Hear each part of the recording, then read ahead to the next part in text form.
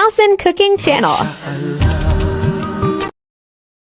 السلام عليكم ورحمة الله تعالى وبركاته guys وعلى بودينتو وناكسن وليلة إن صلاة جانك أيقدا ونيسين وكالسن كوكين جانل ما شاء الله تبارك الرحمن سو نقد وناكسن وحول بودينتو أو وناكسن وهدنا هو مانتا إيو فيديو كلا عصوب مانتا وحكا لنا بطرافك إيو فائدة أولي هاي إيسو دوادا أصحابتا عصوبة يوصو بيرتو حان ليهاي أدي هذا ما سنتين كسو دوادا قاعد مفرن قلب سافي ولالين شعيل dhammaantiin iyo kuwa hore ila jooga aad iyo aad u mahadsantihiin.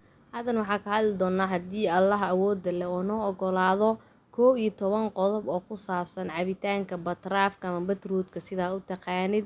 Marka isla socod wanaagsan cabitaanka dhigo batruudka ama batraafka sidaa u taqaanid.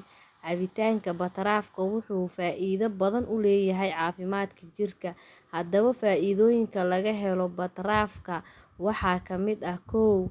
Wuxuu ka hortagaa dhiig yarida. 2. Wuxuu qurxiyaa maqaarka. 3. Wuxuu ka hortagaa daadashada timaha iyo cidiyaha. 4. Wuxuu koriyaa lafaha iyo ilkaha. 5. Wuxuu caawiyaa sifeynta beerka iyo kilyaha. 6.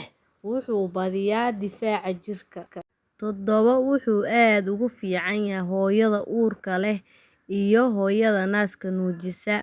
8. Wuxuu ka hortagaa jacdadka ama gabowga maqaarka. 9. Wuxuu u fiican yahay dadka qaba macaanka ama sokorta sidaa u taqaanid. Number 10. Wuxuu u fiican yahay dadka qaba kolestaroolka. Number 11 waa nambarkii ugu dambeeyay.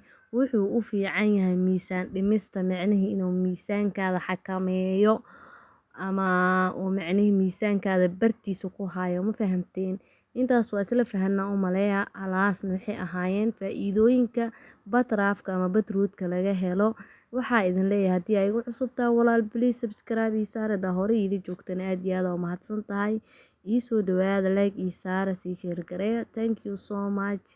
Inta fiidiyoga mid la mid ku kulmeyno waxaa idinkaga tagayaa nabad caafimaad khayr bash iyo baraaro sidaasi nabadgelyo bye bye.